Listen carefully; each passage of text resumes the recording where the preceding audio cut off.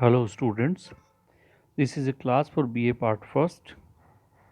I am your English teacher, Dr. Anil Kumar Dadhij, and we will be reading a sonnet by Edmund Spenser. The title of the sonnet is Ice and Fire.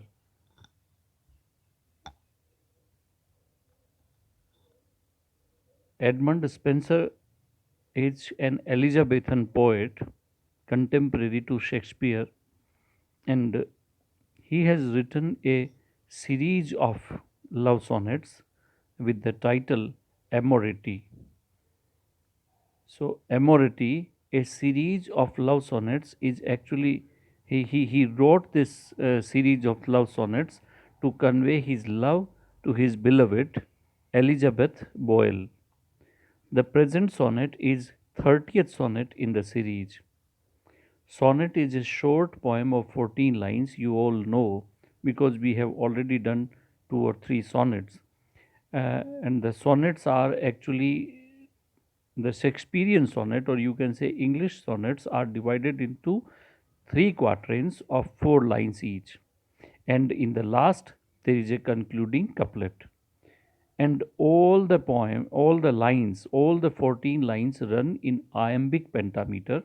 You all know what is iambic pentameter. Pentameter is actually 10 syllabic poem,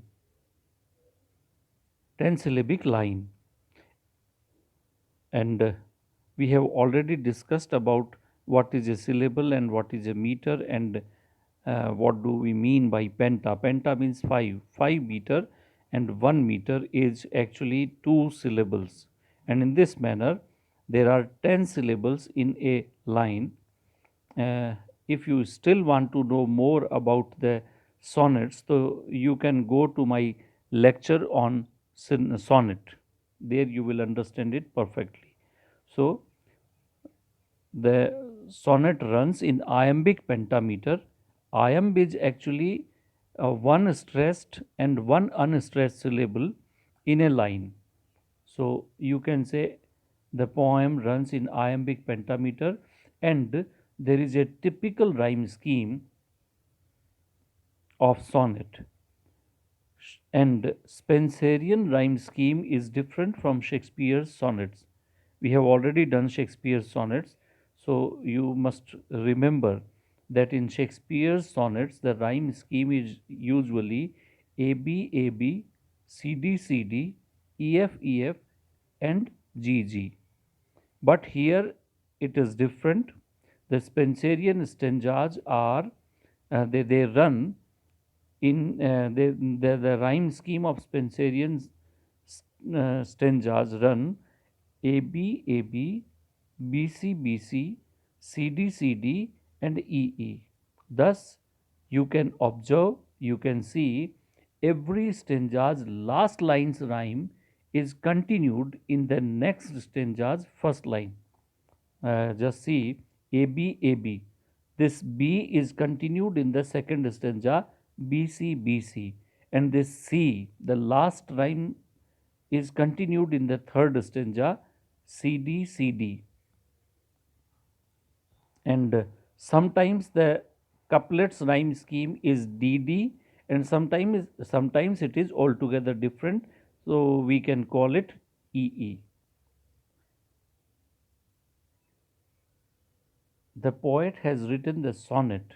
This particular sonnet, or you can say the series of sonnet, is written to woo his beloved Elizabeth Boyle.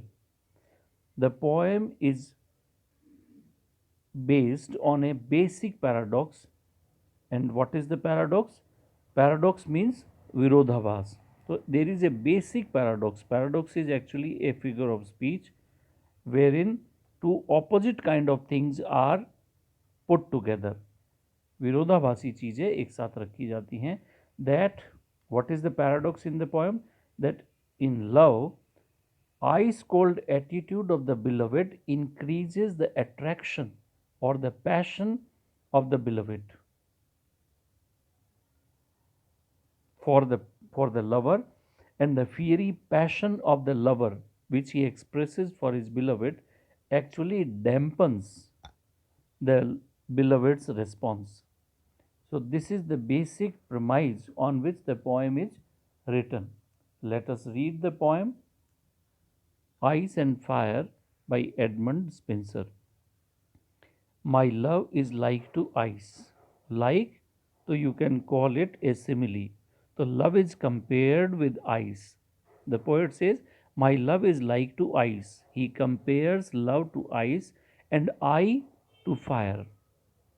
He is similar to fire. His love is similar to fire. How come it then? Then, तो फिर, how comes it that this her cold so great is not dissolved through my so hot desire? He says, my desires are hot, they are passionate, they are fiery. So even when so hot desires are expressed, presented for the beloved, but still my hot desires are not able to dissolve. Dissolve means melt. My hot desires are not able to melt her cold, so great cold. Here, cold means the cold attitude or the cold response of the beloved. जो ठंडा response है beloved का, that she is not attracted or she is not uh, you can say melted towards the poet, towards the lover. So he says, how comes it? If their love is like ice and fire, if his love is like fire, so how come it that her cold is not dissolved, it is not melted through my so hot desires? But what happens?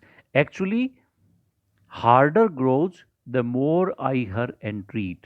The more I entreat her. Entreat means request. विनती करना या प्रणय निवेदन करना. तो the more I entreat her the more hard it grows, harder it grows, her response grows harder. Or we move to the next stanza. Or how comes it that my exceeding heat, if my passionate nature cannot melt her cold attitude or cold response, then at least an opposite thing should happen to my love. In the next stanza, he will talk about this. Let us read the next stanza, the second stanza. Or how comes it that my exceeding heat, exceeding मतलब extraordinary, जरूरत से ज़्यादा, limit से ज़्यादा, heat. Heat here is the fiery quality of his love. So my love is very hot. It is extraordinarily hot. So how comes it that my exceeding heat is not allayed? Allayed means lessened, abated. कम नहीं होता है किसके किससे? Is not allayed. मेरी heat कम नहीं हो रही. क्या होता है? बहुत गर्म है, उसके ऊपर अगर पानी डाल दिया जाए तो ठंडा हो जाता है ना, आग बुझ जाती है. तो वैसे my exceeding heat is not allayed, it does not become less. किसके कारण? By her heart frozen cold. Her heart is, if her heart is frozen cold, if her attitude, her response is frozen cold, then at least my exceeding heat should become less. मेरे में कुछ dampen होना चाहिए, मेरी heat कम होनी चाहिए. But लेकिन क्या होता है? But that I burn much more in boiling sweat. I burn more, I I burn much more